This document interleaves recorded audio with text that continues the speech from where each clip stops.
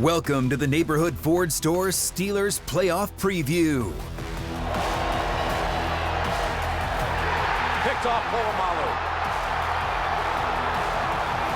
Polamalu going right. The field is open. Aaron Smith shields. Flacco. Polamalu takes it home. Super Bowl 43. Pittsburgh might be bound for that thanks to number 43. What a moment that was, and if that doesn't get you fired up and hyped up for the postseason, I'm not sure what would. Troy to the house. It's Steelers and Ravens coming up, part 3, Wild Card edition coming up, and that'll be tomorrow. Welcome inside the KDKA studios for the Neighborhood Ford Store Steelers Playoff Preview Special. I'm Bob Pompeani, along with former Steelers linebacker Arthur Moats, who ended Brett Favre's consecutive game streak with one of those Moats-like hits. Don't cross the moats. We also have former Steeler tackle and current Steeler Audio Network sideline reporter Max Starks, who opened up that big 75-yard run for Willie Parker. Remember that? He joins us from his home in Phoenix. Glad to have both you guys along for this program. So, Arthur, let's begin with you. You played 7 postseason games. How much of the intensity now ramps up in this side of the season, and how do you feel it as a player? Oh, man, 1,000% it ratchets it up. Number one, we know that this is where it's a single elimination tournament. We have one opportunity to get the job done. So when you're playing out there in these games, man, it is super fast because you know there isn't a tomorrow.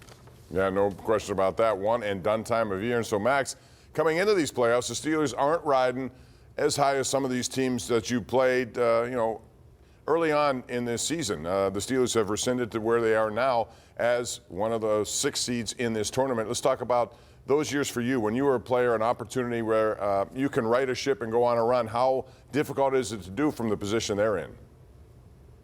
Well, I think one of the biggest things is that you don't have experience to go off of, right?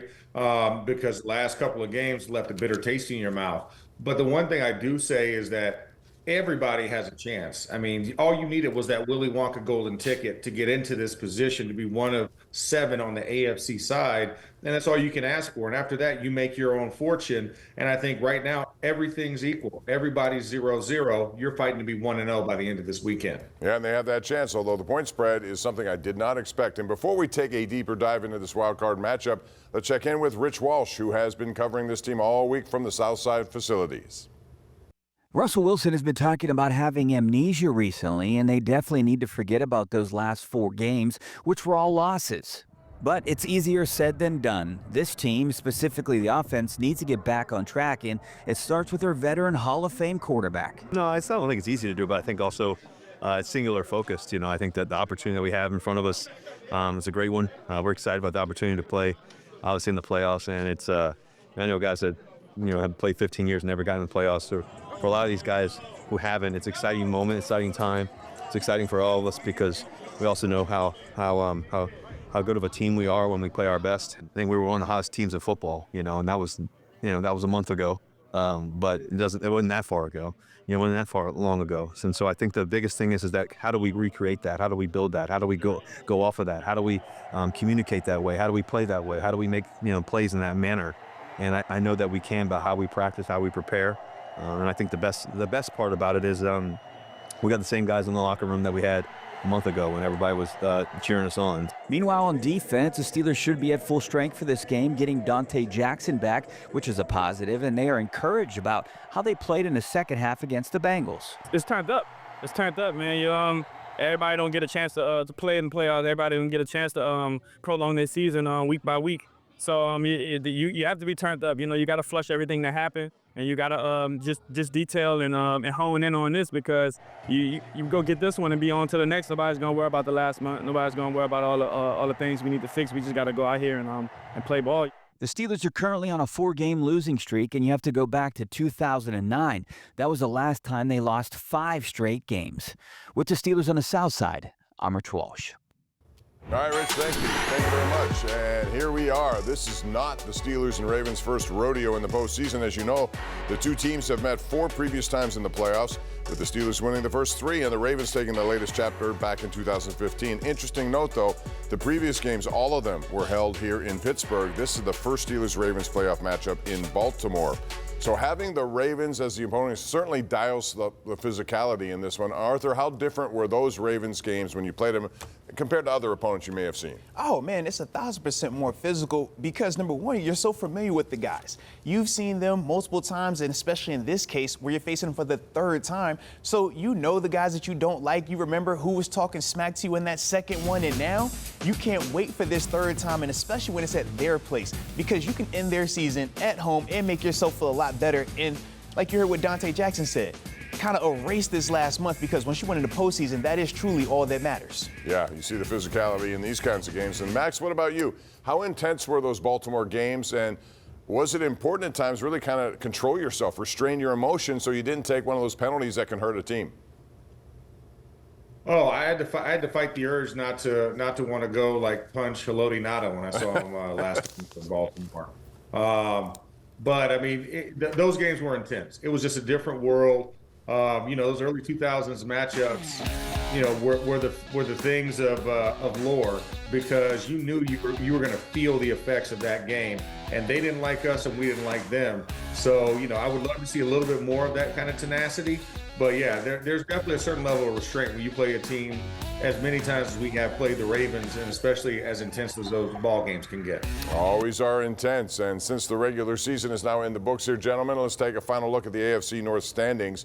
The Ravens officially won the division with that win at home over the Browns last week. The Steelers slide the final 4 games, really puts them in a second place in the position and where they are in this playoff seeding process. The Bengals had a chance to make the playoffs, but they needed help last Sunday. After they beat the Steelers, they did not get it, so they missed the postseason with a 9-8 record despite finishing with 5 wins in a row. And the Browns, 3-14. Interesting, 2 of the 3 wins were against the Steelers and the Ravens.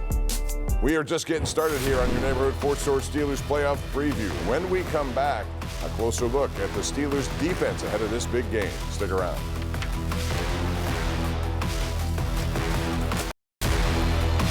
Welcome back to the Neighborhood Ford Store Steelers playoff preview.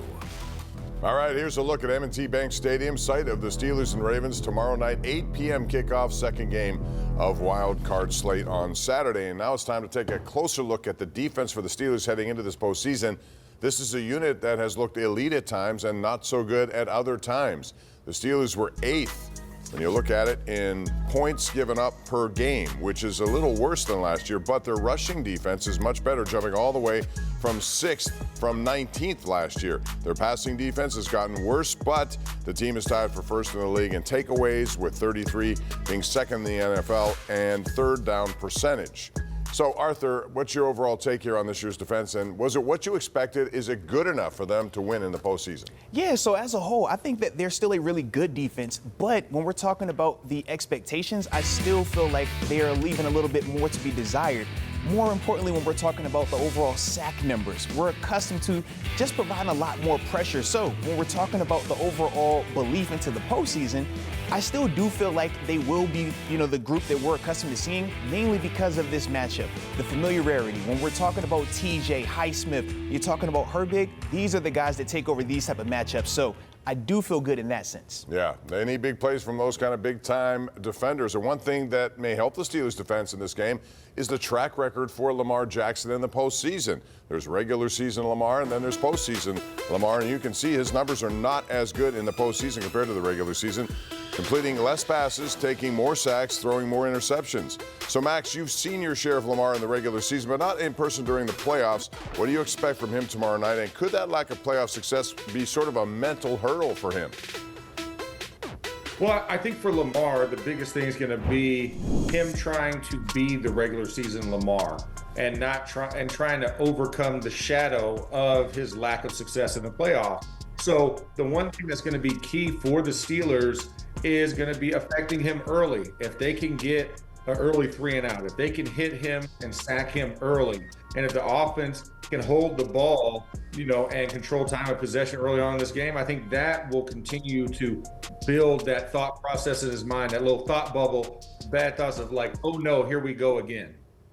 Yeah, that's what the Steelers want to get in his head. Oh no, here they go again. And obviously, one major difference between this year's Ravens offense and previous year's offense is Derrick Henry, quite frankly.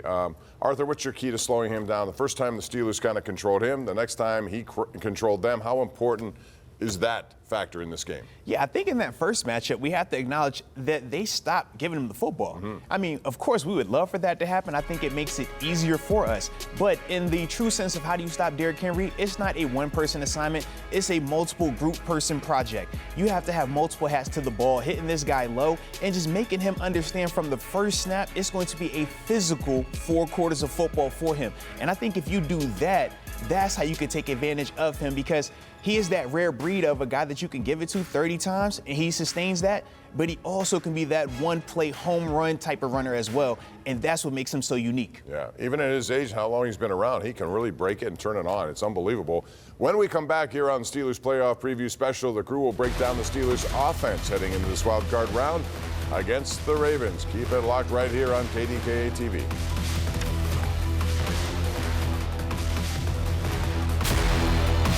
Welcome back to the Neighborhood Ford Store Steelers Playoff Preview. Yes, it is. We continue with our playoff preview special here, and we're now going to turn our attention to the offensive side of the football. Under new offensive coordinator Arthur Smith and some fresh faces on this team, the rankings improved in some categories compared to last season, most notably points per game and turnovers and third down percentage, but the amount of rushing and passing yards per game pretty much the same. One difference maker who has taken a step back recently is quarterback Russell Wilson. Since taking over and starting the season injured, the first 6 games of his season notably better than the last 5. His completion percentage, yards per game, touchdowns, yards per attempt, all have declined in the last month. So Max, I'll ask you this. What do you think changed recently over the last 5 games with Wilson and his passing attack? Well, I think one of the biggest things that affected him was, of course, not having George Pickens for a couple of weeks. That automatically depresses all of the offensive output. But I think the other thing is, getting kind of that referendum or, memorandum like, hey, protect the football, don't turn the ball over, keep it safe. And automatically when you hear those words, that means don't throw across the middle, don't be aggressive pushing the ball down the field, throw the safe throw, not necessarily the dynamic throw. Yeah, I think that is a good point there. If you're trying to play it safe, sometimes you really do hurt your own production. Arthur, it doesn't seem like the Steelers' offense is catching many opponents off guard. Last week, for example, they ran the ball on first down 9 straight times. Do you think they're becoming too predictable, and do they need to change that this weekend since it is one and done? Yeah, I do at times think they are too predictable, but at the same time, I just look at them and I say they have a lot of conviction in their preparation. They believe that this is the practice plan and we want to execute that. And at times, it works. But the flip side is this. I think of what Coach Tomlin says. You have to be light on your feet. And when you're in this game and after the 5th or 6th first time of the possession, you run the ball and you're not having success, you got to start switching it up. You can't wait until it's the 4th quarter time frame to now want to make that adjustment. So I can see both sides of it, but I do feel for this matchup, you have to make that adjustment a little bit sooner if you want to have the success that we're all hoping for come Saturday night. And last week it was until the 4th quarter. That's when they started to do it. One big picture issue, and they're going to have on offense right now, is George Pickens, as we said. And Max, I'm sure you've been on teams with teammates, a few, let's call them mercurial wide receivers. And what do you think is the best way for the Steelers really to maximize George Pickens at this point? Well, I think one of the biggest things is you have to get him involved early. And whether that's like they tried to do last week with that one quick screen that ended up with no yards, George kind of danced a little bit. But I think getting him those one-step slants, when there is opportunities to get the one-on-one and he's in press, allow him to beat and go off the ball. But it's really going to come down to getting him open, which I think is going to take tight end involvement to get him open. So I think for him, it's that patience that's going to be necessary, and make sure that you do not forget about him in the first quarter. Yeah, he has to be involved. There's no question about it. And when we come back on the Steelers Playoff Preview Special, our crew here revisits the most recent meeting between each of these teams back in December. We'll talk about that and more as we continue right here on KDKA. Welcome back to the Neighborhood Ford Store Steelers Playoff Preview. All right, we continue previewing this big game, and we're getting ready for round 3 between the Steelers and the Ravens this season on Wild Card Weekend. The last meeting between these two teams took place in Baltimore. As you know, the Steelers had a chance to clinch the division that Saturday in Week 16, but costly turnovers by Russell Wilson at the goal line in the first half. And second half, pick 6 interception made the difference in that game. The Ravens won 34-17. But taking a look at the numbers, it was closer than the score actually showed. The Steelers and Ravens had the same amount of passing yards. The Ravens only won a turnover battle 2-1, sacks allowed 3-1, but Baltimore was the more penalized team. One major difference was the ground game. As you know, Derrick Henry and company ran over 200 yards compared to 117 for the Steelers. So, Max, let's start with you on this one. On paper, that last Ravens win seemed lopsided, 17 points, but the Steelers did some good things, especially on offense. What was your biggest takeaway from that day? Just key mistakes at the wrong time. I mean, you kind of highlighted it there. The Russ Wilson fumble, that's a 14-point swing right there, or at least at minimum 10-point swing, depending on if you get in the end zone or not. And then literally the next series, 2 plays in, Derrick Henry goes yard and gets a touchdown. So that's a 10-point swing. And then, of course, like you said, the interception, pick 6. Marlon Humphrey is one of those that, really sealed it. But other than that, I thought they had a good game plan. And also, they didn't have the fumble recoveries. They forced the fumbles, but they didn't get the recoveries. Then, of course, you didn't have Deshaun Elliott, Larry Ogunjobi, or Dante Jackson in that game. So I think all those elements mean this will be a lot tighter game than that last affair. All right. Again, which is why it's surprising to me it was such a high point spread. In recent years, it's easy to see the Steelers have been on the right side of this rivalry against the Baltimore Ravens. Take a look at the numbers. The Steelers 8-2 against the Ravens since 2020, 4-1 in Baltimore. Plus, we all know Mike Tomlin and the group excels a lot in close games. The average score, Steelers winning 18-17. So, Arthur, the Steelers have been a thorn in Baltimore's side over the past 5 years. As a player, is that psychological when it comes to when a team has your number, and could it be a factor late in a game like this? Yeah, it definitely can be. I think back to our time versus the New England Patriots with Tom Brady. It would always felt like whenever it came down to the fourth quarter, end of the game, something was going to go their way or something weird would happen.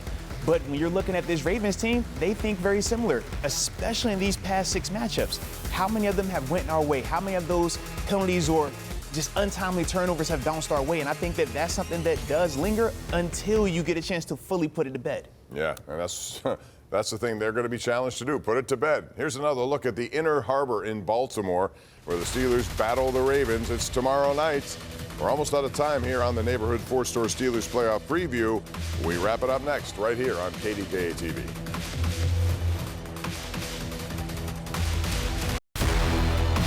Welcome back to the Neighborhood Ford Store Steelers Playoff Preview. Yes, indeed. It's a playoff weekend. Pittsburgh, Baltimore. Need you say more? But we got some big news, Max Starks. Earlier this week, Zay Flowers was ruled out completely. So how does that impact the game beyond him being a Pro Bowl receiver? His motion, just what he means to this offense? I think he's a big part. I think he's become a security blanket at the wide receiver position for Lamar Jackson. But I think with his absence, and I'll also say this, he's also a guy that stretches the field. He forces your safeties to stay too deep and puts you in a position where he commands 2 players on him. But without him, I think this becomes a different game. I think this becomes a more in-the-box game with Isaiah Likely, Mark Andrews, and, of course, Rashad Bateman on the edge. And, maybe we see some Tylan Wallace because we haven't seen Nelson Aguilar since mid-December. So I think this becomes a more compact game as opposed to a stretch-the-field game. And there's another guy coming in, Arthur, we may have to deal with, and that's Justice Hill, who's very good at blitz pickup and also receiving out of the backfield. Yeah, absolutely. And when you watch him in that screen game, that's a guy that you have to make sure you're tackling and being buttoned up, and I expect Patrick Queen and company to do just that. Yeah, but Zay Flowers, that's a big absence. Those tight ends are good, and Lamar Jackson, especially with Mark Andrews. Those 2 guys came in together, and they have been outstanding over their careers. All right, let's tell you about what's coming up this weekend on KDK. If you like football, we got you pumped for the playoffs here. Saturday, tomorrow, 4:30. We'll kick it off with the Chargers and Texans. Chargers are a dangerous team, but the Texans playing at home, it's a typical time slot when they get into the playoffs. Sunday at 1, we have Denver and Buffalo. Can the Broncos go there and win a game against a team that has a lot of pressure on them? the Buffalo Bills. That's going to wrap it up for us. Our thanks to Max Starks and Mr. Arthur Moats and Swag and Jacket there. I'm Bob Pompeani. Have a good playoff weekend, and we'll see you coming up on the #1 Cochran Sports Showdown Sunday night on KDKA TV.